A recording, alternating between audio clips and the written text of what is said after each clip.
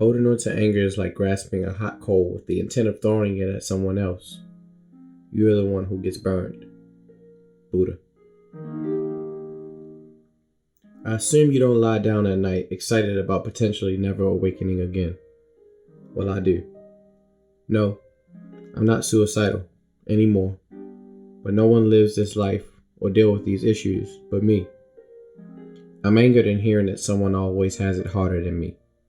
There's truth in that, but everyone has different strengths and weaknesses, different ambitions and desires because different effects cause different effects.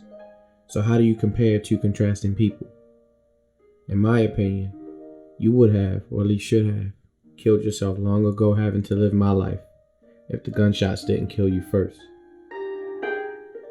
A thorough examination of what's underneath the microscope will reveal the burns of a fatherless childhood. Its eternal sizzle carries even into today. The degree is not quite deathly, but has severely severed crucial nerve endings. As a result, many other senses are enhanced, causing extreme sensitivity to other areas. The burns form a scab that peels periodically to expose the damaged area even more. Its sting is from a fire that penetrates the surface because its elements have yet to be isolated. The grinding gears from facing his abandonment cause much friction. They're accompanied by the oxygen in every inhalation taken in his absence. It also provides these combustible emotions the vital ingredient to their growth.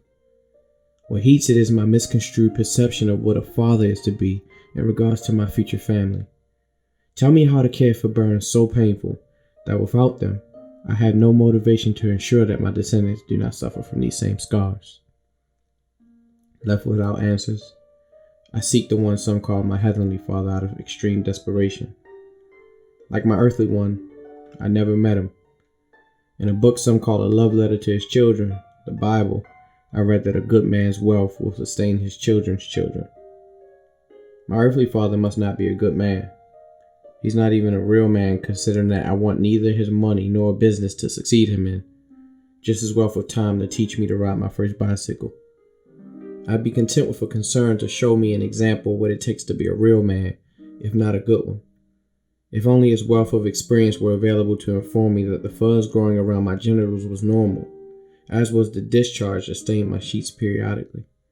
If nothing else, I would appreciate the wealth of his friendship for me to feel comfortable discussing the time that girl took advantage of me. I didn't know whether or not to enjoy it. Either way, I didn't. Not at the time. I wonder if this heavenly father is even a real man because apparently it's no longer a prerequisite to be any type of man before becoming a father. My father proved that. So I shouldn't get my hopes up. This love letter that caused some uneasiness in me because of the previous discovery also insists that I honor my earthly father and mother. These words of wisdom are salt in my wounds. To honor is to respect and adhere to one's principles by definition. Am I to honor the one who, after successfully impregnating my mother, left me in a land I consider foreign? If I indeed adhere to his principle of creating a being when unable to provide the proper care for him, I too will be considered that same sorry, trifling black man as he. But I would argue that I'm just following the word.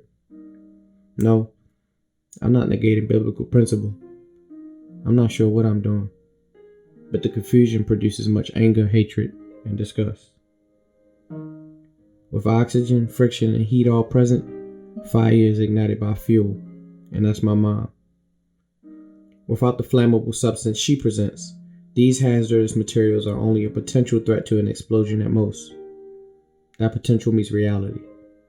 So in my rebellion to honor either of the two, I'm sentenced to face an untimely death, for the rest of the commandment says that long life is contingent on honoring the honorable. I'm a mutt. Robert Arthur Robinson and Poncella Victoria Douglas are my breeders. I am also the run of their litter of two, the firstborn being my older sister, Quinshana.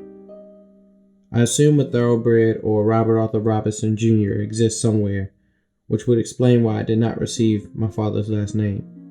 If not, I must not have been deemed worthy for the title.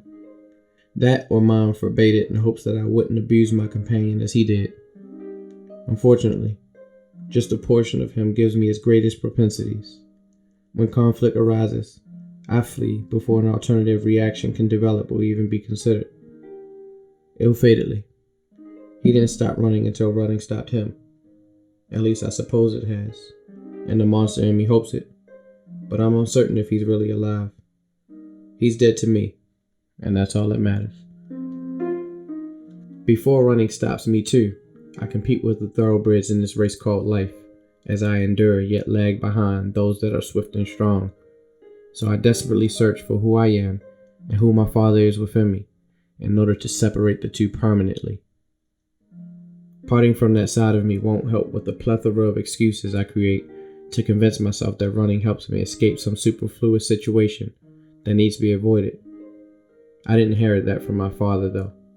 Instead, it stems from his counterpart, Mom, because I'm sure his conscience didn't exist. He needed no excuse to escape. His own selfishness was reason enough. I loved my mother to death and loved her until her death, but I needed her to serve as a cooling agent to the burns. It was to no avail. After the abuse, the drugs, and the abandonment by my father, she returned to Baltimore, Maryland, from my birthplace, Columbus, Ohio, with nothing but everything: her 4-year-old daughter and her newborn baby boy, me. For what it's worth, I hear they were a family before me.